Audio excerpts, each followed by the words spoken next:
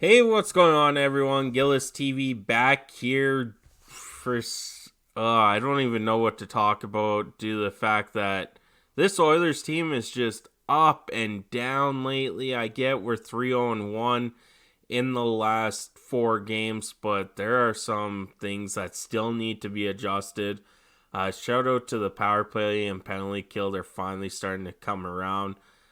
But there are a few players that need to step it up a little bit. And I don't like doing these videos. I know I did a lot on Connor Brown last year, but that's due to the fact that the money going to Connor Brown for what he was doing, we could have paid someone else until the playoffs where Connor Brown shined. But going back to today, there are 2 players in this Edmonton Oilers lineup that needs to step it up. And of course, we got the Darnell Nurse injury too that we got to talk about. But if you're new to the channel and like anything Oilers related or NHL related, make sure to hit that subscribe button as we are 84 subs away from our goal of 1,000 subscribers. Now let's get into it. Last night's game, same tale as the other 3 games besides the Vancouver one. So the other 2 games before last night, Oilers have a third period lead, blow it, have to either come back or win it in extra time. While last night was not the case, they blew it. They came back on with the goalie pulled with Stuart Skinner sitting on the bench. Draisaitl, ties it up and they lose in overtime. Like I said, I get this team's 3-0-1 in their last 3, but things need to be tightened up, and blowing these third period leads is somewhere they need to start. Now I'm going to get comments. Stuart Skinner needs to make more saves. Stuart Skinner needs to be traded or whatever. I do agree Stuart Skinner does need to make a save here and there. There has been a few saves a few goals that Stuart Skinner should have had, but they went in. Now, I'm not blaming it all on Stuart Skinner. Our defense somehow is worse than last year now with Darnell Nurse injury. Still waiting an update to see what's happening with Nursey there. This defense is going to be tested. Their depth is going to be tested. If Nurse is out for a little bit, I could see them going with the 6th defenseman, and then hopefully Arvidsson is back. And shout out to Brett Kulak. He's been amazing this season, and I think he can easily step into Darnell Nurse's role.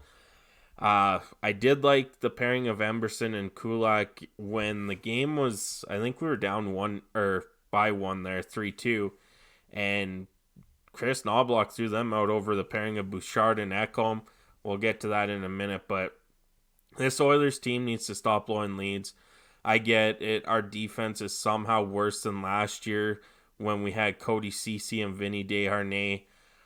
They are starting to come around a little bit. There was guys who stepped up last night after Nursey went down with injury. Of course, Ryan Reeves does have a hearing today over the phone. We'll get to that in a minute too. But there's one player besides Stuart Skinner that just looks lazy out there, and that's Evan Bouchard. And I'm a huge fan of Evan Bouchard, but the backtrack when the guy gets around him is non-existent. There's been, I bet you, a handful of goals this year where Ekholm's skating back as hard as he can, and Evan Bouchard is just gliding. Doesn't even try to get back. Evan Bouchard needs to get back.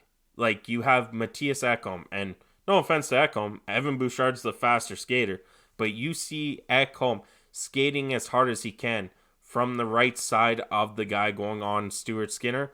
You make the effort to get back and start skating with Ekholm to try and make it so that player doesn't try to go to the left side where he has room. But last night, a couple nights ago, it's been a lot this season where Bouchard gets beat and he just lollygags back. And like I said, I'm a huge Evan Bouchard fan, but this needs to change. You cannot just glide back. I don't know if Knobloch needs to bench him, scratch him, or something. Something needs to change with his mentality, because as soon as he gets beat, it's just, I bet you I could skate faster than Evan Bouchard on the back track half the time that he does. So those two players do need to step up. I'm a huge fan of them. I get it. We're 3-1 in our last 4, but these blowing of leaves, not getting a save when we need it, for the most part by Stuart Skinner. His numbers are down this year significantly to what his career average is. Calvin Pickard's playing great, but Evan Bouchard needs to start skating back now.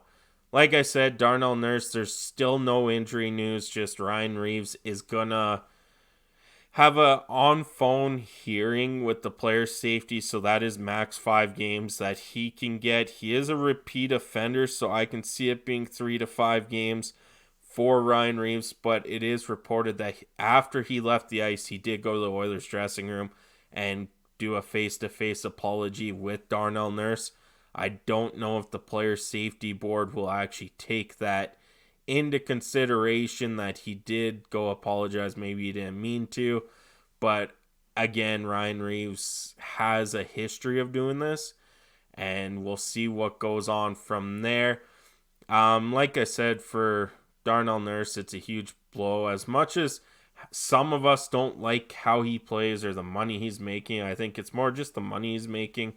He has been pretty solid this year. Of course, start of the year was rough, but he has turned the corner this year for the Edmonton Oilers, and he does have 9 points in 18 games as a +2. So losing him in the minutes he plays, I'm not too worried with the play of Brett Kulak this year. I think Brett Kulak, if Nurse misses some time, can just slide into that second pairing. I probably would say it's Brett Kulak and Troy Stetcher on that second pairing. But does this mean the Oilers try and make a trade depending on how long Darnell Nurse is out? And we'll get to a video about that later. But yeah, last night, good game to start. I thought the Oilers played amazing until the third period again, and that's where everything kind of went off track for the Edmonton Oilers in that overtime. We all knew Draisaitl was passing there. I think if you have a forward like Mitch Marner playing defense, you shoot that puck off the pad to Connor McDavid. You don't try going through. Mitch Marner does have some nice set of hands there when he gets the puck in the midair, and of course he went and scored. Another thing about that goal last night, Stuart Skinner kind of left that whole right side of the net open. He was deep. Now, I'm not trying to blame Skinner here. There is one common factor over the years, and that's Dustin Schwartz. And don't get me wrong, I go to home openers every year, and when they say his name, the boos rain down. It has to be something. Like, we need some kind of new voice in there for our goaltenders, and honestly, that needs to be the firing of Dustin Schwartz. But I don't see that happening anytime soon. We're just going to go through this goalie carousel like we always do. And you know what? I think Skinner's here for a bit. Like, don't get me wrong. Stuart Skinner is not a terrible goalie. He's a good goalie. He's going to win you games. He's going to get you to the playoffs. He's just not Jake Ottinger, Connor Hellebuck, Vasilevsky, Shesterkin. He's not that caliber of goalie. But if you put the right defense in front of him, we seen it last year, we can make it to the Stanley Cup final. And yes, you know what? We lost by 1 goal in the Stanley Cup final, Game 7. It was a ricochet off our defender. You can't really blame Stuart Skinner when it ricochets off of that.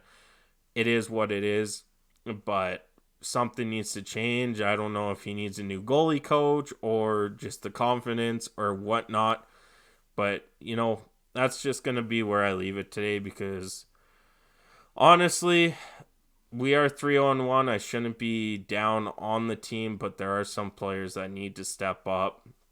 And like I said, shout out to Brett Kulak. He's our 4th highest paid defender, and he's playing as our best defender. And I love watching this guy.